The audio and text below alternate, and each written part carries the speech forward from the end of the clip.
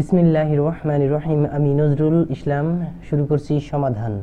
সাধারণ গণিত নবম ও দশম শ্রেণী, অনুশীলনী 3.5। আজকে নাম্বার 14 থেকে শুরু করব ইনশাল্লাহ। তো 14 নম্বর প্রশ্ন হচ্ছে, ক একটি কাজ পি দিনে করে এবং খ 2p দিনে করে। মানে হচ্ছে একটি টোটাল কাজ ক পি দিনে করতে পারে আর খ করতে পারে 2p দিনে, অর্থাৎ দ্বিগুণ সময় লাগে ক্ষয়ের করতে। আর তারা একটি কাজ আরম্ভ করে এবং কয়েকদিন পর ক কাজটি অসমাপ্ত রেখে চলে গেল। বাকি কাজটুকু খ আর দিনে শেষ করে। এখন প্রশ্নের অ্যান্সার চাইছে কাজটি কত দিনে শেষ হয়েছিল। তার মানে এখানে কাজটি শেষ করতে যতদিন লাগছিল খ এর আর দিন, অর্থাৎ ক এবং খ দুজন একসাথে যতটুকু সময় কাজ করছিল, কতদিন কাজ করছিল এবং বাকি কাজটুকু খ আর দিনে শেষ করছিল। টোটাল দুইটা অংশ যোগ করলেই টোটাল যত দিন লেগেছিল ওই কাজ করতে তা বের হয়ে যাবে। তো আমরা প্রশ্নটা একটু বোঝার চেষ্টা করি। তো ধরলাম এইখান থেকে শুরু করে এই পর্যন্ত একটা কাজ, সেটা যে কোনো কাজ হতে পারে। এই টোটাল কাজটা ক করতে পারে হচ্ছে এখান থেকে, যদি কাজটা হাঁটা হয় এখান থেকে হেঁটে এই পর্যন্ত যাইতে পারে ক পি দিনে, আর খ যাইতে পারে এই টোটাল পথ হাঁটতে খ এর সময় লাগে 2p দিন। তো এখন প্রশ্ন হচ্ছে ক ও খ দুজন একসাথে হাঁটার কাজ শুরু করছে। মনে করলাম হাঁটার কাজ হোক আর যে কোনো কাজ হোক, সেই কাজটা শুরু করছে এখান থেকে শুরু করে দুইজন ক এবং খ দুজন ধরলাম মনে করলাম এই পর্যন্ত কাজটা করলো দুজন একসাথে। এই ক এবং খ দুজন একসাথে এই কাজটা প্রথম এই জায়গা থেকে শুরু করে এই পর্যন্ত করলো, আর এই বাকি যে কাজটুকু এতটুকু কাজ, এই কাজটুকু খ আর দিনে শেষ করলো খ। তো সেই ক্ষেত্রে টোটাল কতদিন সময় লাগবে এই দুইজনের কাজ করতে, সেটা আমাদেরকে অ্যান্সার বের করতে হবে। তো সেই ক্ষেত্রে আমাদেরকে ক প্লাস খ যে দুজন একসাথে এই কাজটুকু কত দিনে করছে এই দিনটা আমাদেরকে বের করতে হবে। আর এখানকার দিন তো আছেই আর দিন।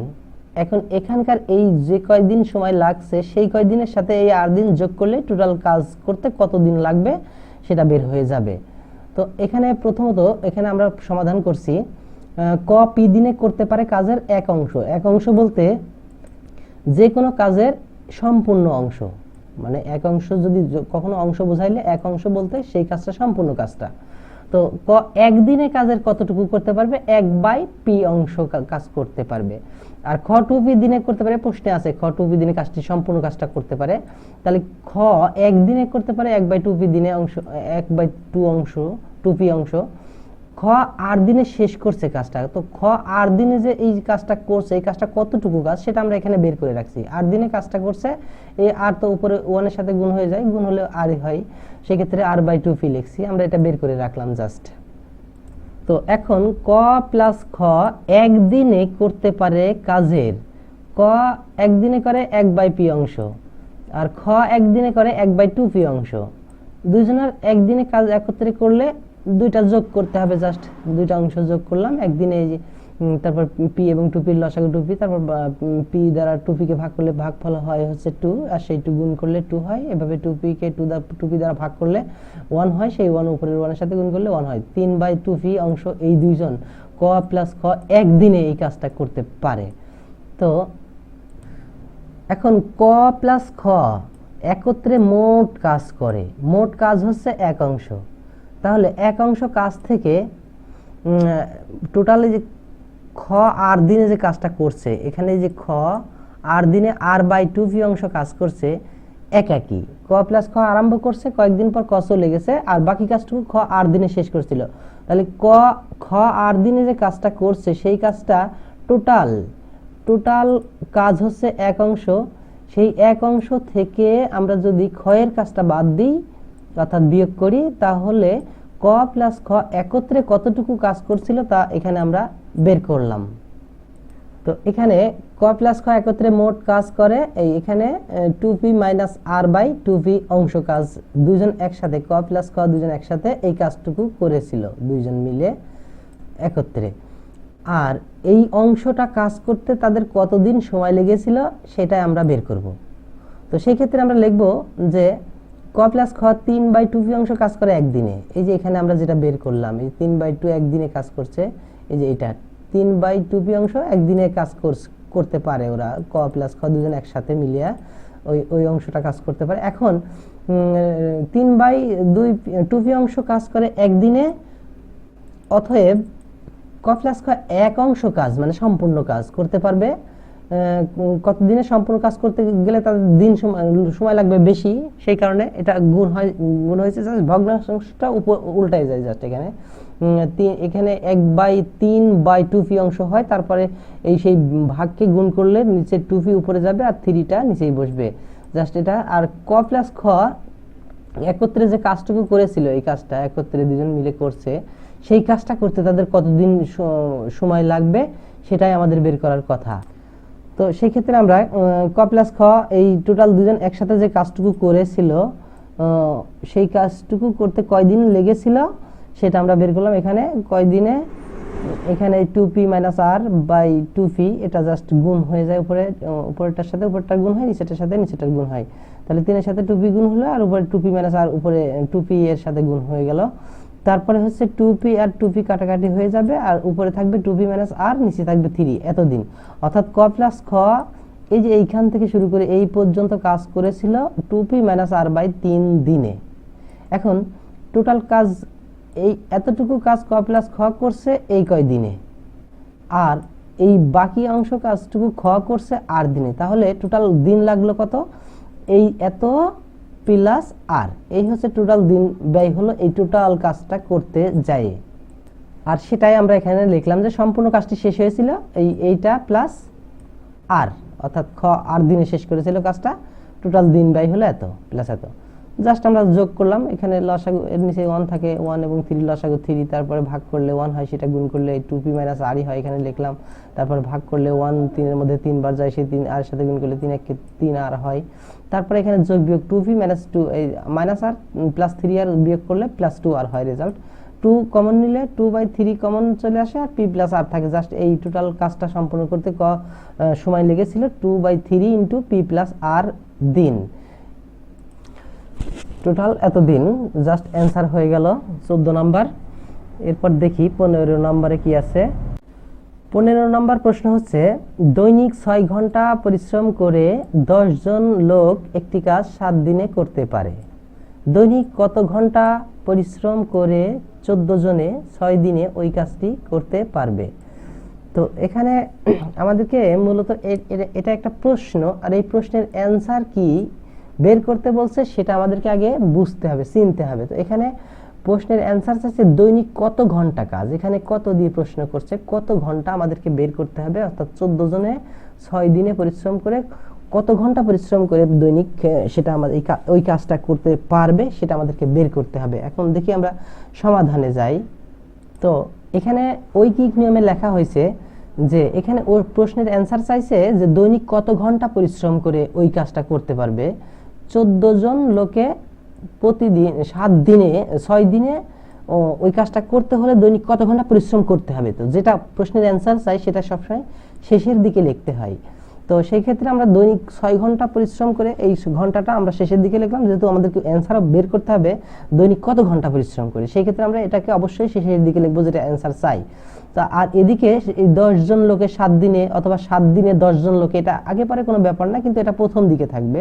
তারপরে এই যেটা অ্যান্সার চাবে সেটাকে শেষের দিকে লিখতে হবে, এটাই সিস্টেম।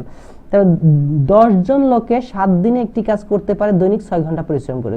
অতএব একজন লোকে একদিনে একটি কাজ করতে পারবে দৈনিক কত ঘন্টা পরিশ্রম করে।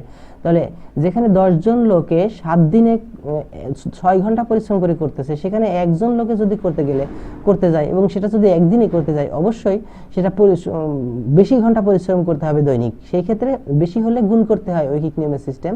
তো এখানে যেগুলোই থাকবে সেগুলো এই সংখ্যার সাথে গুণ করতে হয় বেশি হলে, আর কম হলে পারে ভাগ করতে হয়।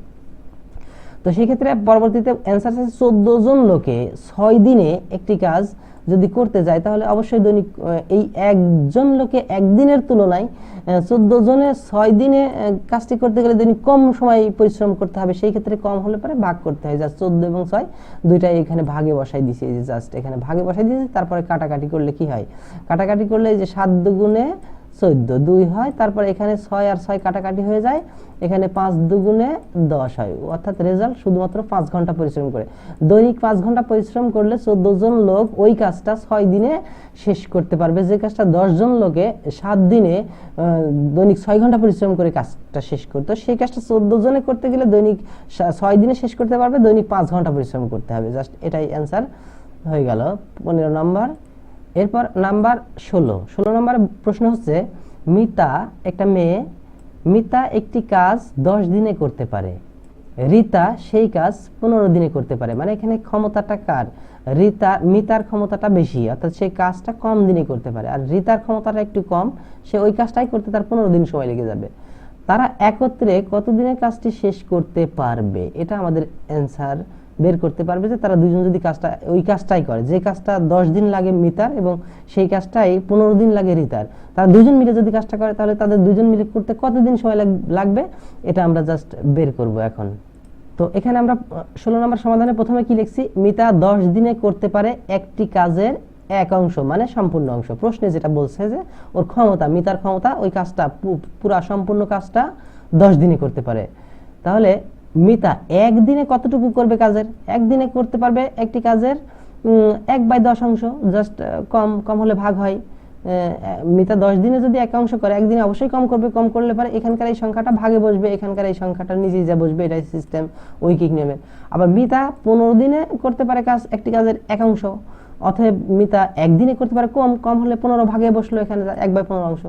এখন মিতা প্লাস রিতা, অর্থাৎ মিতা প্লাস রিতা দুজন একসাথে যদি একত্রে একদিনে করতে পারবে কতটুকু, অর্থাৎ একদিনে মিতা করে এতটুকু অংশ আর রিতা করে হচ্ছে 1/15 অংশ, দুইটা অংশ যোগ করলে একদিনে দুজনের কতটুকু কাজ করবে সেটা বের হয়ে যাবে। তো 1/10 1/15 এটাকে জাস্ট আমরা যোগ করলাম, যোগ করতে হলে 10 আর 15 লসাগু কত করতে হয়? লসাগু করতে হয় হচ্ছে 30 করলাম, 30কে 10 দ্বারা ভাগ করলে 3 হয়, সেই 3 উপরে একের সাথে গুণ করলে 3 একে 3 হয়, 15 দ্বারা 30কে ভাগ করলে ভাগফল হয় 2, সেই 2 উপরে 2 একের সাথে গুণ করলে 2 একে 2 হয়, 5/30, 5 ছক 30, এখানে 5 ছক 30, অর্থাৎ 1/6, 1/6 অংশ কাজ মিতা প্লাস রিতা একদিনে ওরা করতে পারবে, ওই কাজের 6 ভাগের 1 ভাগ, মানে 1/6 মানে কি 6 ভাগের 1 ভাগ ওই কাজটা করতে পারবে দুইজন একত্রে একদিনে। এখন দুইজনে যদি 1/6 অংশ কাজ করতে পারে একদিনে যদি করে, তাহলে 1/6 অংশ একদিনে করতে পারলে এক অংশ মানে সম্পূর্ণ কাজ করতে তাদের অবশ্যই বেশি দিন লাগবে। বেশি দিন হলে এখানকার বড় সংখ্যাটা সবসময় উপরেরটার সাথে গুণ হয়, ছোট সংখ্যাটা নিচে হয়। আর যদি পরিমাণ কমে যায় তাহলে বড় সংখ্যাটা নিচেই বসবে, ছোট সংখ্যাটা উপরে বসবে, এটাই সিস্টেম ঐকিক নিয়মের। তো সেই ক্ষেত্রে 1 গুণন 6/1 হলো 6 দিনে। জাস্ট ওই মিতা এবং রিতা দুইজন মিলে একসাথে যদি ওই কাজটা শুরু করে তাদেরকে 6 দিন সময় লাগবে। যে কাজ মিতার করতে লাগবে 10 দিন এবং রিতার করতে লাগবে একই করতে 15 দিন লাগবে, তারা দুইজন মিলে কাজটা শুরু করলে 6 দিনেই কাজটা শেষ করে ফেলাই দিবে। জাস্ট 6 দিনে অ্যান্সার হয়ে গেল। আজকে 16 নম্বর পর্যন্তই শেষ। আবার দেখা হবে পরবর্তী ভিডিওতে 17 নম্বর থেকে শুরু করবো ইনশাল্লাহ। সে পর্যন্ত সবাই ভালো থাকবে আর আমার জন্য দোয়া করবে। আর আমার ভিডিওটি ভালো লাগলে সবাই লাইক কমেন্ট শেয়ার করবে এবং আমার চ্যানেলটি সাবস্ক্রাইব করবে আর পাশে থাকা নোটিফিকেশন বেলটি অন করে রাখবে যাতে পরবর্তী ভিডিও আপলোড করে তোমাদের কাছে পৌঁছে যায়। আর আমার এই ভিডিওর ডেসক্রিপশন বক্সে 3.5 অনুশীলনের সমস্ত অঙ্কের ভিডিও এর লিঙ্ক দিয়ে রাখবো। আর সেই সাথে আমার চ্যানেলের মধ্যে যারা প্রবেশ করবে তারা আমার চ্যানেলের প্লে লিস্টের মধ্যে সমস্ত অঙ্ক অধ্যায় বাই অধ্যায় পেয়ে যাবে। ধন্যবাদ সবাইকে।